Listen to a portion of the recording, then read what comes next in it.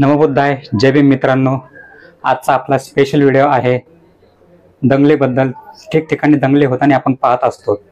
प्रत्येक ठिकाणी महाराष्ट्रामध्ये म्हणा, बिहारमध्ये म्हणा, उत्तर प्रदेशमध्ये म्हणा, पूर्ण भारत देशामध्ये दंगली पेटत आहेत. मणिपूरमध्ये पण 1 वर्षापासून दंगल सुरू आहे. तर त्या दंगलीबद्दल माझ्याकडे एक पोयम आहे, कविता आहे, ती मी तुम्हाला ऐकून दाखवणार आहे.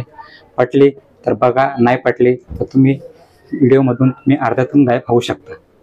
आणि पटली तर लाईकही करा, कमेंटही करा. चॅनल जर नवीन असाल तर नक्की सबस्क्राईब करा. या कवितेचं नाव आहे चल दंगल समजून घेऊ, खरं खोटं तपासून पाहू.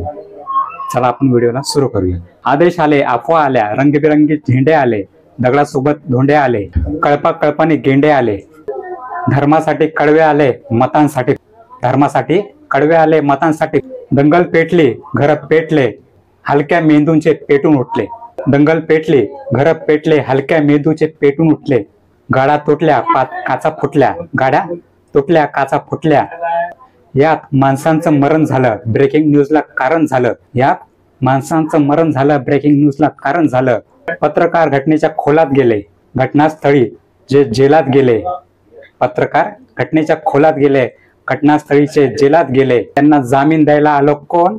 झेंड्यावाले की धर्मावाले? त्यांना जामीन द्यायला आले माय बाप बहीण भाऊ. चल दंगल समजून घेऊ, खरं खोटं तपासून पाहू. व्हिडिओ संपला नाही, शेवटपर्यंत बघा. की हे जे काल झालं त्यात फक्त गरिबाचं हाल झालं. हे जे काल झालं त्यात फक्त गरिबाचं हाल झालं. पोलिसांना हुडकली त्या सगळी पोरं अडकली. पोलिसांना हुडकली त्या सगळी पोरं अडकली. मग दाखल केस, दाखल शिक्षा, मग कशाची शाळा आणि कशाची परीक्षा. मग कशाची शाळा, मग कशाची परीक्षा. मग पोलीस स्टेशनात गाड्या आला, दंगल पेटवून पोलीस स्टेशनात गाड्या आल्या, दंगल पेटवणार. त्यांची आपापसात मीटिंग झाली. आतल्या आत सेटिंग झाली. पैशानं कोंडी फुटली, पुढाऱ्यांची पोरं सुटली. पैशानं कोंडी फुटली, पुढाऱ्यांची पोरं सुटली. असं सगळं घडतं दंगलीच्या भोवताल. असं सगळं घडतं दंगलीच्या भोवताल. पेटवणाऱ्याची सुटतात, बाकी भाकरीसाठी मवताल. पेटवण्याची सुटतात, बाकी सगळी भाकरीसाठी मवताल. आता जेलात रोज त्यांच्या कच्चून दंडे पडतात. पेटवणाऱ्याची सुटतात, बाकी भाकरीसाठी मवताल. दादाओ, एकदा जाताना साहेबाला विचारा, कोलम कसा असतो तर 3rd डिग्री कसा असतो. आता त्यांच्या ढोच कच्चून दंडे पडतात. पेटवणाऱ्याचे सुटतात, बाकी सालोसाल सडतात. असं सगळं दंगलीमध्ये होत असतं भाऊ.